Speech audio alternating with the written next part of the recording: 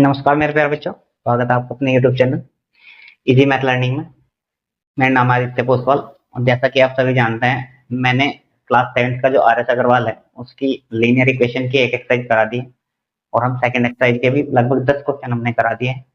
आज 11th question से हम शुरू करेंगे और ये लैंग्वेज वाले क्वेश्चन चल रहे हैं। लीनियर इक्वेशन इन वेरिएबल में लैंग्वेज वाले क्वेश्चन चल रहे हैं। इनमें हमें देखना होता है कि लैंग्वेज क्या कह रही है।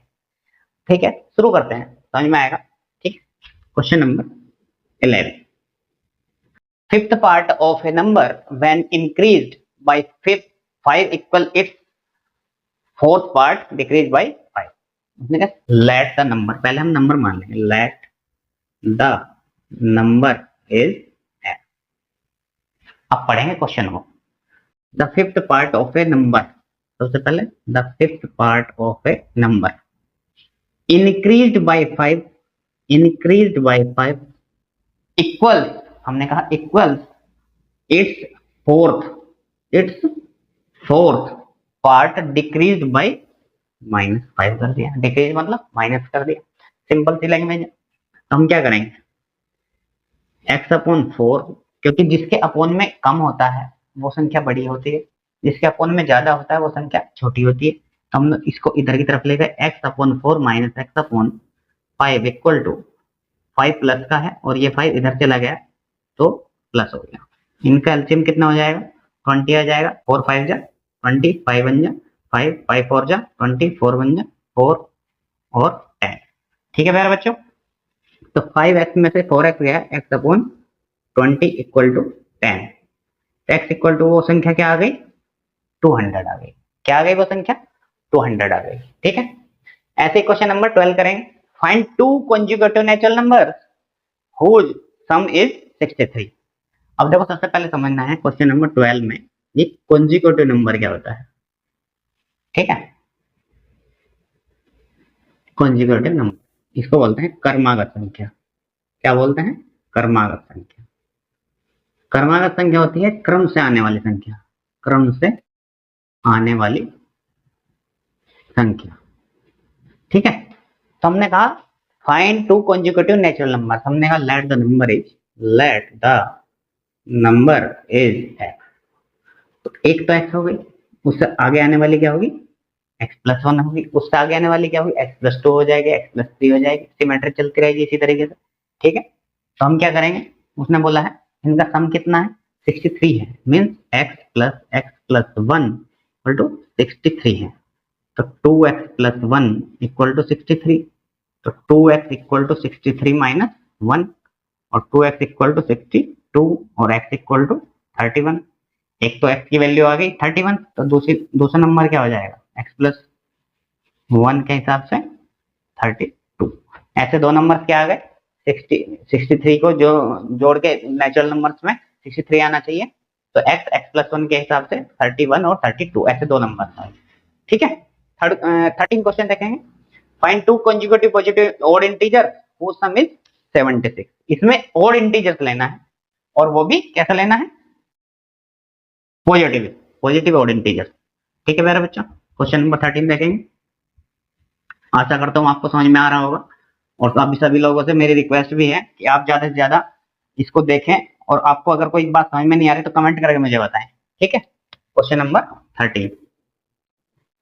क्वेश्चन नंबर 13 में क्या है, find 2 conjugative positive odd integer. तो सबसे पहले let the odd integer is 2x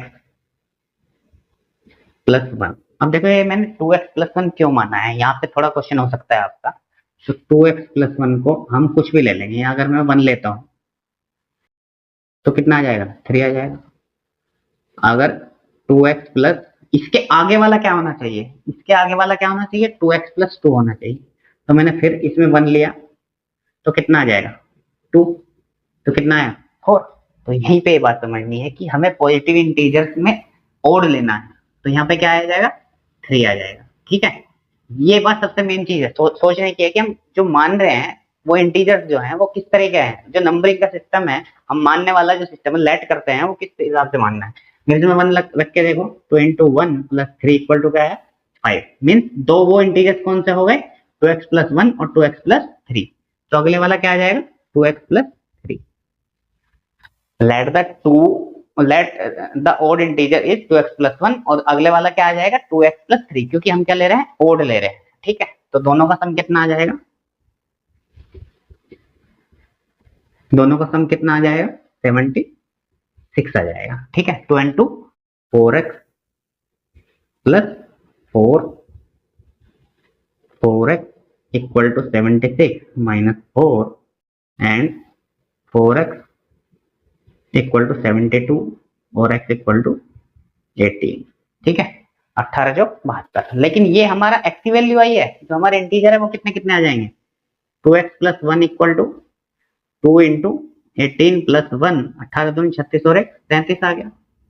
ठीक है, तो दूसरा क्या आ जाएगा, दूसरे वाले में क्या है 2x प्लस 3। ठीक है, 18 दूनी 36 प्लस 3 39 आ जाएगा। ठीक है, और 9 और 7 16 और 3 और 3 जाएगा 7 76 आ गए। ठीक है, ऐसे दो और इंटीजर क्या आ गए, एक तो आ गया 37 और एक आ गया 39। ठीक है मेरे प्यारे बच्चों, क्वेश्चन नंबर 14 देखें। समझ में आया होगा ये।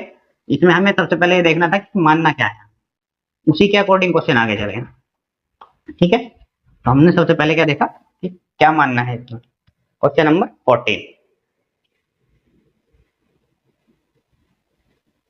Question number 14, find 3 consecutive positive even integers whose sum is 90। अब देखो इसने क्या बात कही है, 3 consecutive पॉजिटिव इवन इंटीजर्स, इस बार इवन है। ठीक है, तो let the positive even integer. ठीक है, तो एक तो 2x हो गया, एक क्या हो जाएगा तो 2x प्लस 2 हो जाएगा और एक 2x प्लस 4 हो जाएगा, क्योंकि इसमें अगर 1 रखेंगे तो 2, इसमें 1 रखेंगे तो 4, इसमें 1 रखेंगे तो 6, यानी कि 2x प्लस 2 और 2x प्लस 4। हमें ऐसा नंबर लेना है जिसमें हमेशा इवन नंबर है। ठीक है, तो तीनों का सम कितना है 90 है। 2x plus 2 plus 2x plus 4 equal to 90। तो इनको सम कर लेंगे, कितना आ जाएगा 6x प्लस 4 और 2 6 equal to 90। 6x equal to 90 minus 6, 6x equal to ये कितना आ जाएगा 84। कितना आ जाएगा 84। x की वैल्यू क्या आ गई 14। क्या आ गई 14। अब x की वैल्यू 14 आई है, लेकिन हमारे इंटीजर्स क्या आ जाएंगे, एक तो आ गया 2x, कितना हो गया 28 हो गया, एक आ गया 2x प्लस 2 तो कितना आ गया 30 आ गया, एक हो गया 2x प्लस 4 तो कितना आ गया 34 आ गया। ठीक है मेरे प्यारे बच्चों, तो हमारा क्या आना चाहिए ना 90 आना चाहिए। एक बार देख लो कितना आ गया 28 और 4 32, ये कितना आ गया 28 और 4 32, 28 और 2 30, 28 और 32, तो ये 90 आना चाहिए था। ठीक है, समझ में आया होगा। क्वेश्चन नंबर 15, क्वेश्चन नंबर 15 देखते हैं।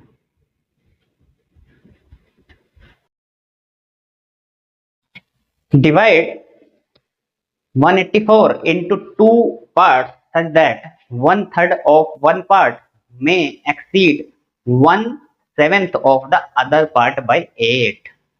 अब सबसे पहले divide 184 into 2 part means let, question number 15 में सबसे पहले आपको मानना क्या है, let the one part is x। अब उसने कहा 184 को 2 पार्ट्स में डिवाइड करना है, तो सेकंड पार्ट कितना हो जाएगा, सेकंड पार्ट कितना हो जाएगा 184 माइनस x। ठीक है प्यारे बच्चों, सबसे पहले हमें ये देखना था कि 184 में फर्स्ट पार्ट क्या हो गया x हो गया और दूसरा पार्ट क्या हो गया 184 माइनस x हो गया। तो उसने क्या कहा है कि एक पार्ट का 1/3, 1/3, एक पार्ट का 1/3 जो है एक्सीड किससे है, ये वन पार्ट में exceed 1/7 of the other part minus 1/7 of other part, कितना बाई 8। इस बात को समझ लो ठीक से कि x/3 minus 1/7 into 184 minus x equal to 8। ये आया कैसे है? Divide 184 into 2 part such that 1/3 of 1 part, 1/3 of 1 part, ठीक है, may exceed 1/7, may exceed 1/7 by 8। अगर वो इससे 8 ज्यादा है तो दोनों का डिफरेंस इक्वल टू क्या आएगा? 8 आएगा। ठीक है, एलसीएम ले लेंगे।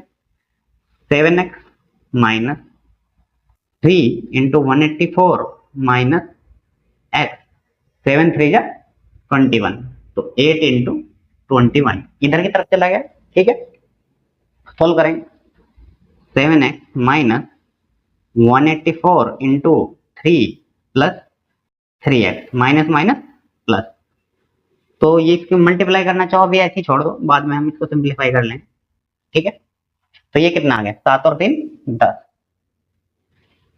इक्वल टू 8 इंटू 21 ऐसे ही रखा है प्लस 184 इंटू 3।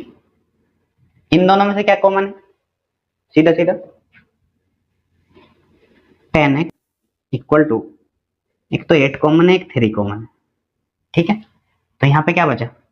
7 बचा, 8 चला गया और 3 चला गया, 7 बचा। अब इससे अगर 8 से डिवाइड करते हैं तो 8 दूनी 16, 8 तिया 24, तो कितना बचा? 8 दूनी 16, 8 तिया 24 और 3 बाहर चला गया। ठीक है, तो यहाँ पे क्या बचा? 10x इक्वल टू 24 इंटू 30, ये कितना कट गया? 3 टाइम, तो x की वैल्यू क्या आ गई? 72 आ गई। क्या आ गई? 72 आ गई। अगर एक पार्ट 72 है तो दूसरा पार्ट क्या आ जाएगा?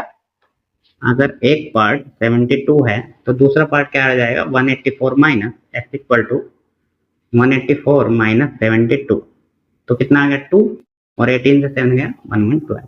ठीक है, हमारे 15 क्वेश्चन इसके हो चुके हैं। मैं आपको linear equation in one variable जो क्लास 7th का आर एस अग्रवाल है उसकी 7th बी एक्सरसाइज के हमारे 15 क्वेश्चन हो गए हैं। इसमें अभी मेरे हिसाब से 35 क्वेश्चन है। ठीक है, इसके अगले पार्ट में फिर हम 5 से 10 क्वेश्चन करा देंगे। तो मैं आशा करता हूँ आप लोगों को समझ में आ रहा होगा, और सबसे ज्यादा जरूरी है कि आप लोग मुझे कमेंट करके बताएं कि आपको समझ में आ रहा है या नहीं आ रहा है।